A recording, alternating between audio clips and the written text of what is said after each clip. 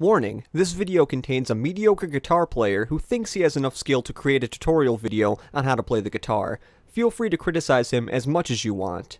Now before we get into any actual guitar playing, I want to show you how to hold a pick, because if you don't know how to hold a pick, it's just going to be like falling everywhere and sounding really weird, so you want to know how to do that. Now it is pretty self-explanatory. You want to rest the pick on your finger. I'm sorry if that is not in the right angle, I am not sure. Then you want to put your thumb on top of it. There are many different variations to holding a pick, but this is the way I do it. Like some people when they're holding it as well, they curl their fingers up like this, but I usually kind of do this. Other people do like a weird pointing method, but I don't know, I've never found that to be comfortable. So I just do this in a relaxed stance. Since I'm already a tense person as it is, I do not want to create more tension by trying to make my fingers extended like this.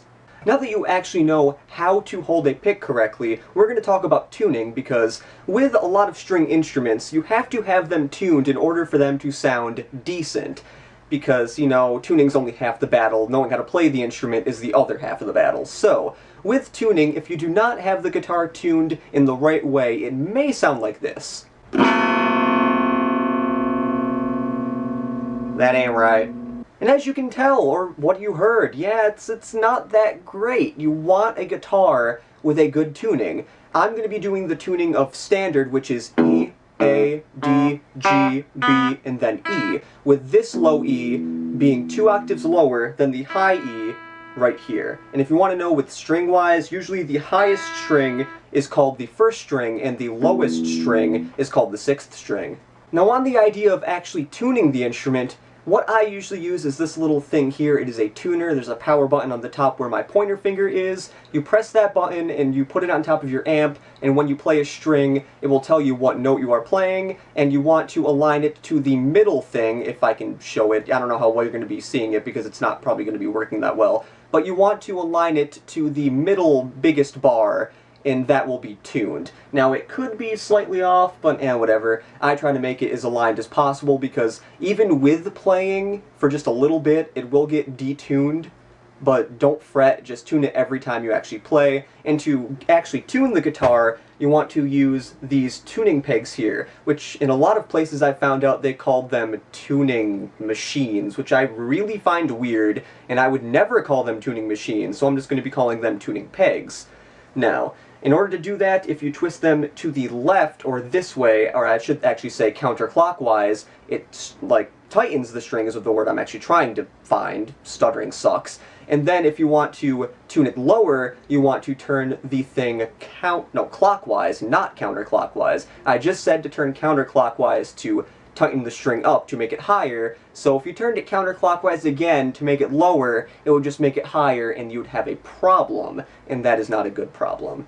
But problems are usually never good to begin with. I am rambling on. Now we're finally going to get into the exciting part of playing guitar. Playing chords and actually playing music rather than just talking about tuning the instrument. Even though tuning, as I said before, is a major part of this instrument playing thing, blah blah blah. So, the first chord I'm going to teach you, my fingers are already in the position, is the D chord.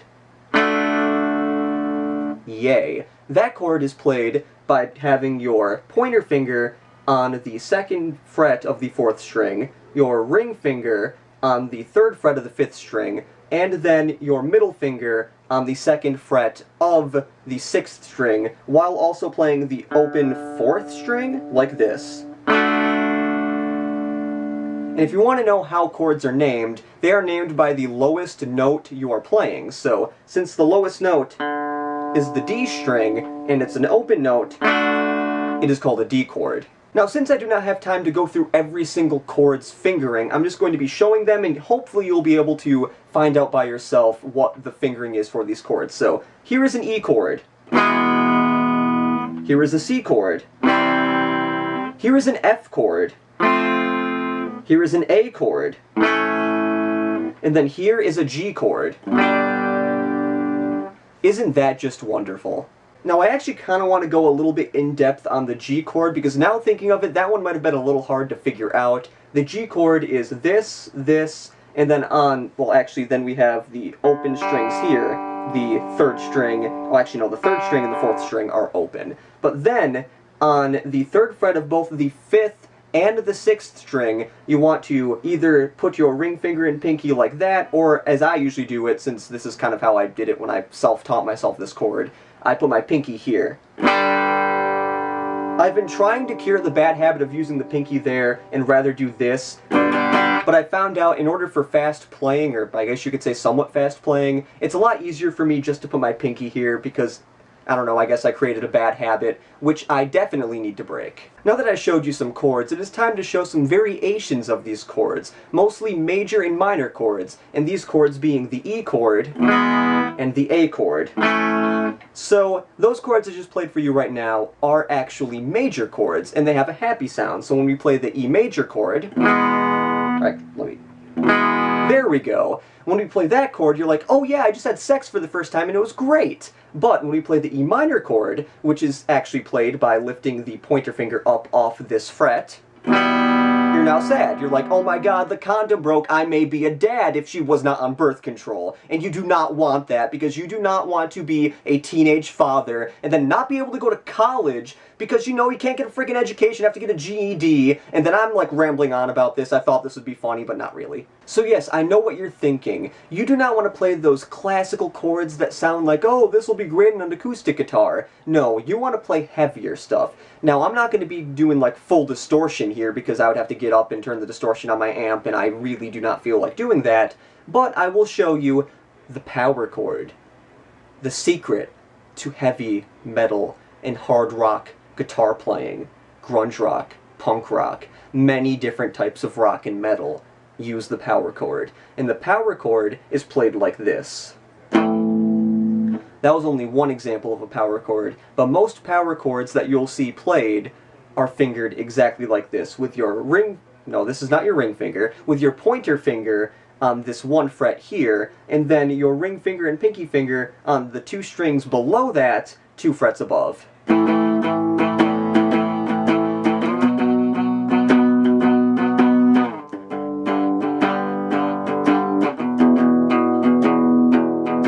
I made a riff. So in other words, with power chords, it is really extremely easy to make songs. That is why a lot of punk rock songs are really easy, and a lot of, like, I guess you could say, because they're mostly focused on the lyrics and not like playing like, oh, well, we're gonna be playing like that.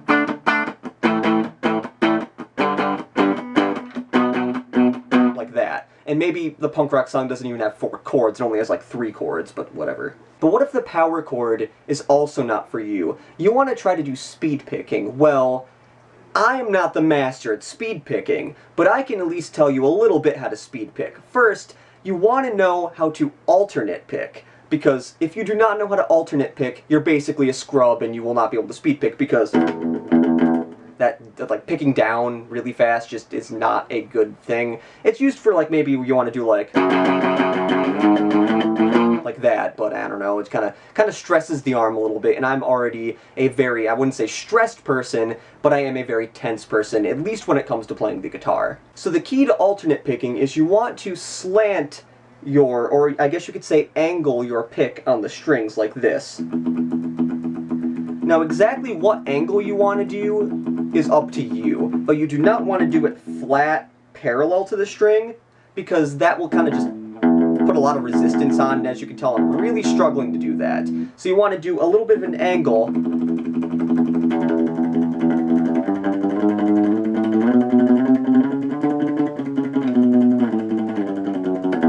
And you can definitely tell that that is not really speed picking.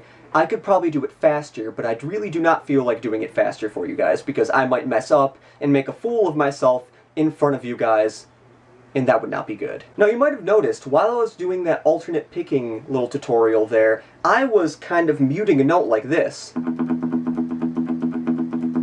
Without the muting, it would sound like this.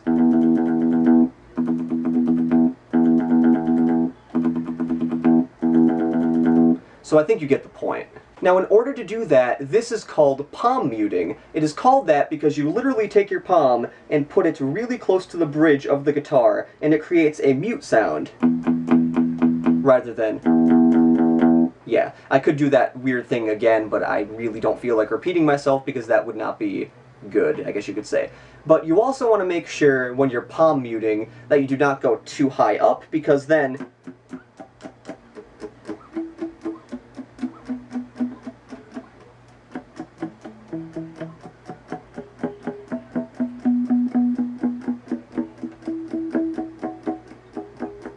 the note changes. Now before we leave you here, I want to show you one other thing, the bar chord. Now I'm not perfect at the bar chord, so I'm going to try my hardest to show you guys. So, remember the E chord? And the whole thing about like the sex or whatever, losing your virginity? Well, you can also play an F chord by going one step up.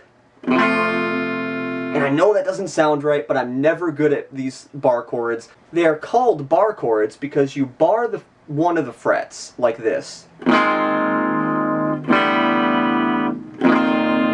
And you make it one up. If I looked really tense there, that is because barring the frets, I don't know, I have really skinny fingers, as you can tell, and I really suck at barring chords. I've said that way too many times right now. But yes, with that barring chord thing, you can then keep moving the chord up to like an F sharp, and then a G, then a G sharp, then an A sharp, then a B, then a C. And you can keep going up and up if you want to do that. So now, I feel as if you know a little bit more about playing guitar. Now, would I consider you an expert? Hell no, because I'm not an expert, and in order for you to be an expert from watching this tutorial video, that would have to mean that I would be an expert, and since I previously said I'm not an expert, that means you are not an expert. I really hope this video was not too boring, and I hope to see you guys some other time. Probably not, because I don't think I'll ever make another tutorial video like this again. So see you later, and goodbye.